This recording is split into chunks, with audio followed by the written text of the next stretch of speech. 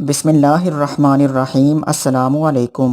ایک عورت آئی، یا رسول اللہ صلی اللہ علیہ وسلم، میرے شوہر نے مجھے طلاق دے دی ہے، اور طلاق تھی زمانہ جاہلیت کی۔ تو میرے لیے میری ماں کی طرح ہے، اور اس پر جو طلاق پڑی تھی وہ ایسی طلاق پڑی تھی کہ کسی بھی صورت رجوع ممکن نہیں ہوتا تھا۔ جب ان کے شوہر نے ان کو طلاق دے دی تو وہ پریشان ہو کر اللہ کے نبی صلی اللہ علیہ وسلم کے پاس حاضر ہوئی۔ اللہ کے نبی صلی اللہ علیہ وسلم گھر پر تھے اور حضرت عائشہ رضی اللہ عنہا ان کو کنگھی کر رہی تھیں۔ یا رسول اللہ صلی اللہ علیہ وسلم، میرے خاوند اوس نے مجھے طلاق دے دی ہے اور کہہ دیا ہے کہ تو میرے لیے میری ماں کی طرح ہے۔ اللہ کے رسول، اب کیا حکم ہے؟ تو اللہ کے نبی نے کہا، ہولا، اب تو اس کے لیے حرام ہو گئی ہے۔ تو کہنے لگی، یا رسول اللہ صلی اللہ علیہ وسلم، آپ نظر ثانی کریں، وہ میرے بچوں کا باپ ہے اور میرے ماں باپ مر چکے ہیں، میں کس کے سہارے جیوں، اور میرے بچے ابھی چھوٹے ہیں، بچوں کو کہاں سے پالوں؟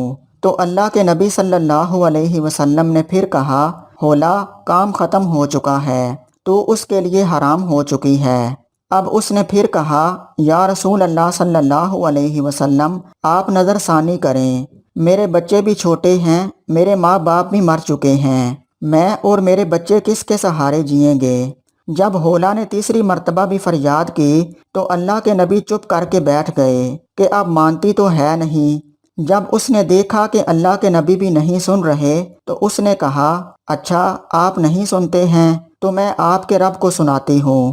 اور ہولا نے آسمان کی طرف ہاتھ اٹھائے اور کہا، اے میرے رب، میرے چھوٹے چھوٹے بچے ہیں، میں اپنے پاس رکھوں تو روٹی کہاں سے کھلاؤں، اور اگر اپنے شوہر کے پاس رکھوں تو ان کی تربیت کون کرے گا؟ تربیت تو ماں کرتی ہے۔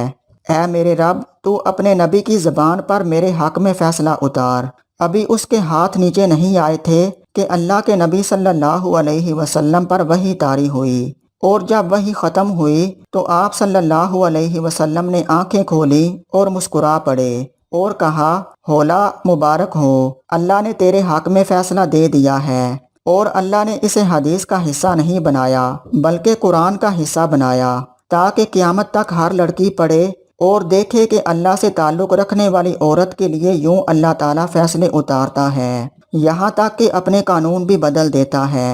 بے شک اللہ نے عورت کی بات سنی جو تم سے اپنے شوہر کے معاملے پر بحث کرتی ہے اور اللہ سے شکایت کرتی ہے، اور اللہ تم دونوں کی گفتگو سن رہا ہے، بے شک اللہ سنتا دیکھتا ہے۔